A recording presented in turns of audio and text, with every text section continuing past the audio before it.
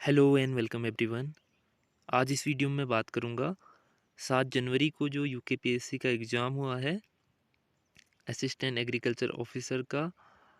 उसमें biology subject के कुछ क्वेश्चन हैं जिन पे ऑब्जेक्शन हमें लगाना चाहिए।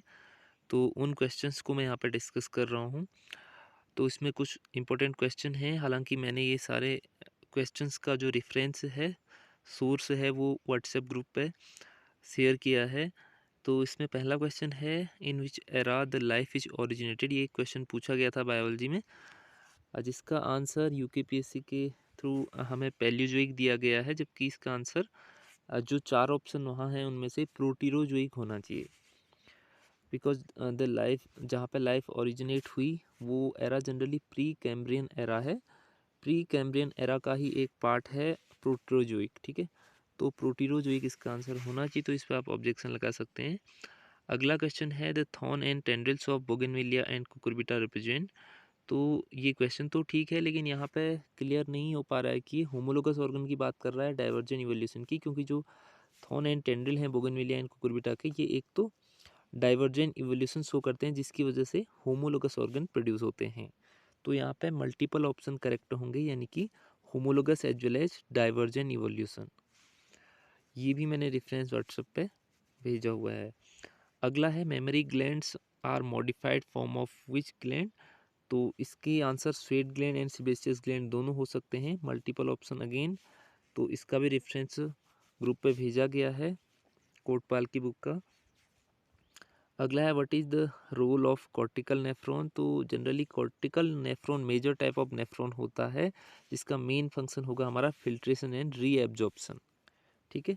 तो इसका भी आप रेफरेंस दे सकते हैं, क्योंकि इसका आंसर उन्होंने डाइल्यूशन करके गलत दिया है। डाइल्यूशन एंड एब्जॉर्प्शन दिया है, जबकि कॉर्टिकल नेफ्रॉन का मेन फंक्शन है रीअब्जॉर्प्शन एंड फिल्ट्रेशन। अगला है, in which cartilage collagen fibres are present. ये भी मल्टीपल ऑप्शन वाला आंसर करेक्ट है, या तो मल्टीपल या सिंगल आंसर इसका होगा। यूकेपीएससी ने इसका आंसर हाइलेन कार्टिलेज दिया है, जबकि इसका करेक्ट आंसर होना चाहिए फाइब्रो कार्टिलेज, क्योंकि ये बुक में दिया है स्टैंडर्ड बुक में कि जो फाइब्रो कार्टिलेज है वहाँ पे जो कोलेजन होता है वो ज़्यादा अमाउंट में होता है, या उसका थिक थ्रेड वहाँ पे हमें देखने को मिलते हैं। जबकि जो हाइलेन कार्टिलेज है वहाँ पर अगर कोलेजन होता भी है तो वो स्टेन नहीं हो पाता, इतना थिन होता है। तो डोमिनेंट तो हमारा फाइब्रो कार्टिलेज, सॉरी हाँ, फाइब्रो कार्टिलेज में हमारा कोलेजन फाइबर हमें देखने को मिलेगा। अगर हाइलेन में भी मिलता है तो मल्टीपल ऑप्शन यहाँ पे करेक्ट होंगे, हाइलेन कार्टिलेज नहीं हो सकता है।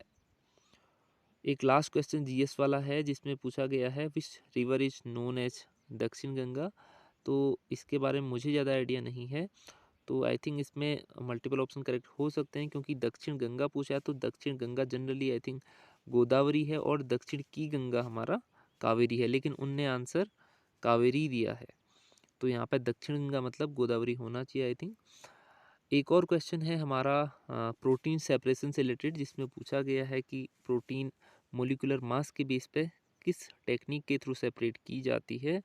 तो इसमें भी मल्टीपल ऑप्शन करेक्ट हो सकते हैं। एक तो क्रोमेटोग्राफी है, दूसरा वेस्टर्न ब्लॉटिंग, जहाँ पे मोलिकुलर मास या मोलिकुलर वेट के बेस पे हम प्रोटीन को सेपरेट करते हैं।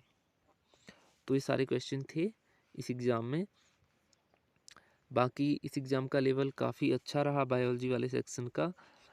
200 का पेपर था, 200 में से यहाँ पे अप्रोक्सीमेटली 50 क्वेश्चन या 40 to 50 क्वेश्चन मुझे बहुत डिफ़िकल्ट कैटेगरी में लगे, यानी कि वो इस तरीके के थे कि एकदम से अटेम्प्ट आप नहीं कर सकते थे, उनमें गेस भी नहीं कर सकते थे, थोड़ा सा डीप थे। बाकी 140 या 150 क्वेश्चन नॉर्मल थे। अगर उनमें भी स्कोर किसी का कम हो रहा है काफ़ी ज़्यादा, तो इसका मतलब है कि सिलेबस कवर नहीं हो पाया या डीप नहीं पढ़ पाए हम लोग। ऐसा नहीं है कि सारे के सारे क्वेश्चन डिफ़िकल्ट थे।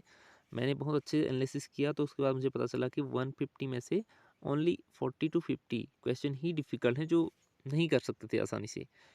जिसने काफ़ी लंबी तैयारी की है, सिलेबस को देख के ही की है, वो कर सकता था। बाकी 150 क्वेश्चन भी इसलिए डिफ़िकल्ट कुछ लोगों को पड़ गए क्योंकि सिलेबस इतना ब्रॉड था। प्रॉब्लम ये है कि बायोलॉजी वाले सेक्शन में जूलॉजी बॉटनी दोनों इंक्लूड होता है, जिसे कवर कर पाना इतना आसान नहीं है जितना कि अदर सब्जेक्ट जैसे कि हॉर्टिकल्चर या एग्रीकल्चर, क्योंकि उनका सिलेबस इतना ज़्यादा नहीं है जितना जूलॉजी बॉटनी का है। जूलॉजी और बॉटनी मास्टर्स में अलग अलग सब्जेक्ट होते हैं और अपने आप में बहुत बड़े सब्जेक्ट हैं। यहाँ बायोलॉजी नहीं है, यहाँ जूलॉजी एंड बॉटनी दोनों कवर करना है। प्योर जूलॉजी प्योर बॉटनी यहाँ पे कवर करना था, बायोलॉजी जैसा यहाँ पे कुछ नहीं था।